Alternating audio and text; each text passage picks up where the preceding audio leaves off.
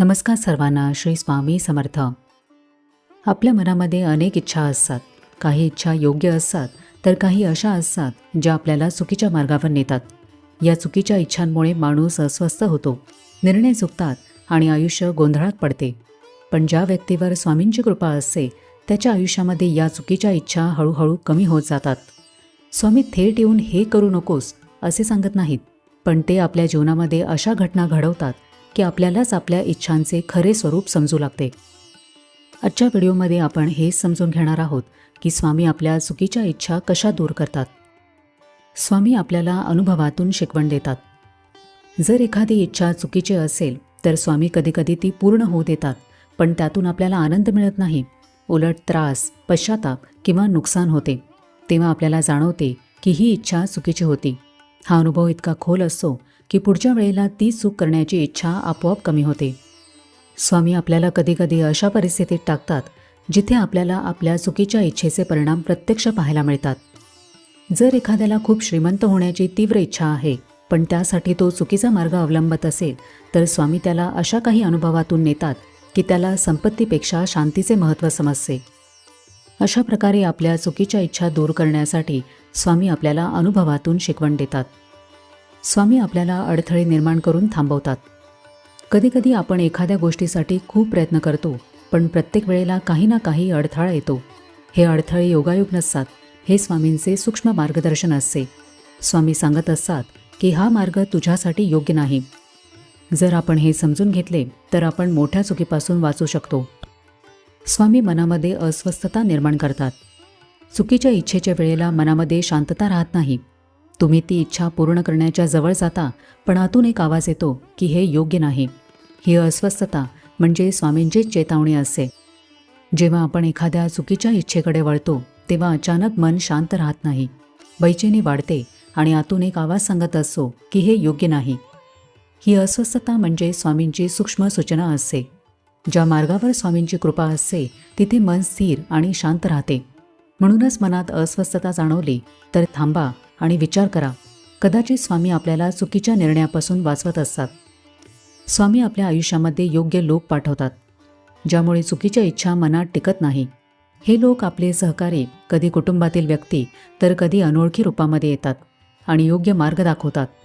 त्यांच्या एका साध्या शब्दातूनही आपल्याला आपल्या विचारांची चूक कळते.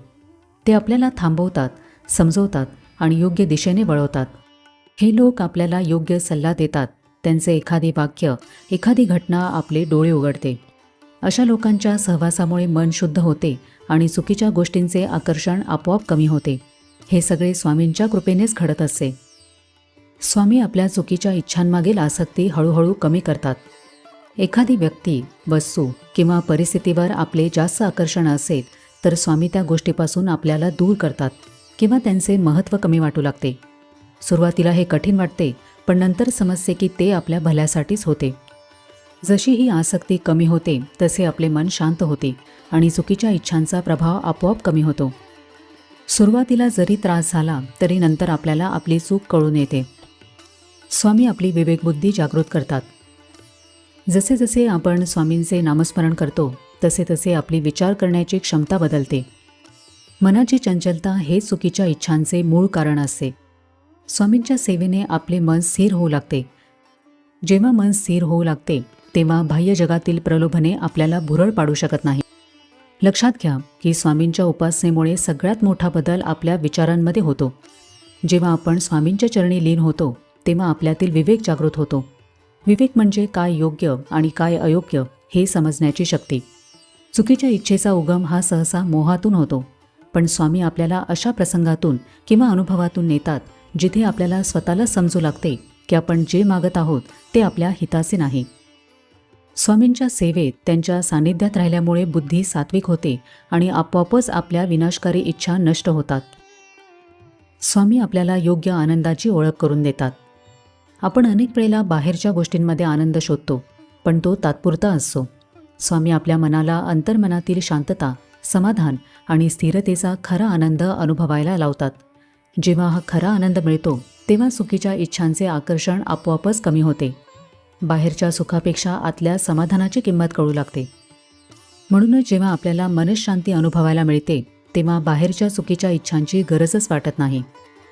स्वामी आपल्याला योग्य वेळेची वाट पाहायला शिकवतात. स्वामी लगेच सगळे बदलत नाहीत. ते आपल्याला वेळ देतात, समज देतात आणि योग्य क्षणाची वाट पाहायला शिकवतात. जेव्हा एखादी इच्छा लगेच पूर्ण होत नाही तेव्हा सुरुवातीला मन अस्वस्थ होते, पण हळूहळू आपण शांत होऊ लागतो. त्या थांबण्याच्या काळामध्ये आपले विचार बदलतात आणि जी इच्छा आधी खूप महत्त्वाची वाटत होती तीच नंतर निरर्थक वाटू लागते. स्वामी आपल्याला संयम शिकवतात, त्यामुळे चुकीच्या निर्णयांपासून आपण वाचतो आणि शेवटी जे खरंच योग्य आहे तेच आपल्या आयुष्यामध्ये येते. स्वामी चुकीच्या इच्छांपासून दूर करण्यासाठी त्या गोष्टींची खरी किंमत दाखवतात. जी गोष्ट आपल्याला आकर्षक वाटते तिच्यामागे किती नुकसान, दुःख किंवा त्रास लपलेला आहे हे ते अनुभवातून जाणवून देतात. कधी एखाद्या छोट्या प्रसंगातून तर कधी दुसऱ्यांच्या आयुष्यातून आपण शिकतो. तेव्हा मनात स्पष्ट होते की ही इच्छा पूर्ण केली तर काहीतरी गमवावे लागेल. ही जाणीव इतकी प्रभावी असते की आपली इच्छा हळूहळू कमी होऊ लागते. स्वामी आपल्याला चुकीपासून वाचवण्यासाठी आधीच सत्य दाखवतात. आपल्या चुकीच्या इच्छा दूर करणे म्हणजे एक दिवसाचे काम नाही, तो एक प्रवास आहे जिथे स्वामी आपल्या प्रत्येक पावलावर आपल्या सोबत असतात. ते आपल्याला थांबवतात, समजवतात, अनुभव देतात आणि शेवटी योग्य मार्गावर नेतात. स्वामींच्या चरणी जेव्हा आपण अनन्य भाव ठेवतो तेव्हा आपली बुद्धी त्यांच्या नियंत्रणात असते. मग तिथे चुकीच्या इच्छेला जागाच उरत नाही. म्हणूनच स्वामींकडे काही मागण्यापेक्षा आपली बुद्धी सन्मार्गाला लावावी अशी प्रार्थना करावी. आजपासून एक सवय लावा. मनामध्ये कोणतीही इच्छा आली की लगेच कृती करू नका. काही वेळ थांबा. त्या क्षणी मनात स्वामींचे नाव घ्या आणि स्वतःला विचारा की हे खरंच माझ्यासाठी योग्य आहे का. जर मन शांत झाले तर पुढे जा, नाहीतर तिथेच थांबा. हा छोटा बदल तुमचे आयुष्य नक्कीच बदलू शकतो. आज जर तुमच्या आयुष्यामध्ये काही इच्छा पूर्ण होत नसेल, अडथळे येत असेल किंवा मनामध्ये अस्वस्थता वाटत असेल तर निराश होऊ नका. कदाचित स्वामी तुम्हाला चुकीच्या मार्गावर जाण्यापासून वाचवत आहेत. आणि अशा प्रकारे स्वामी आपल्या भक्ताचे जीवन उजळून टाकतात आणि त्याला चुकीच्या इच्छेच्या अंधारातून बाहेर काढतात. आजच्या व्हिडिओमध्ये आपण हे समजून घेतले की स्वामी आपल्या चुकीच्या इच्छा कशा दूर करतात. तर कसा वाटला आजचा व्हिडिओ हे मला कमेंट करून नक्की सांगा. आपण भेटूया आता पुढच्या व्हिडिओमध्ये. तोपर्यंत सगळ्यांना श्री स्वामी समर्थ.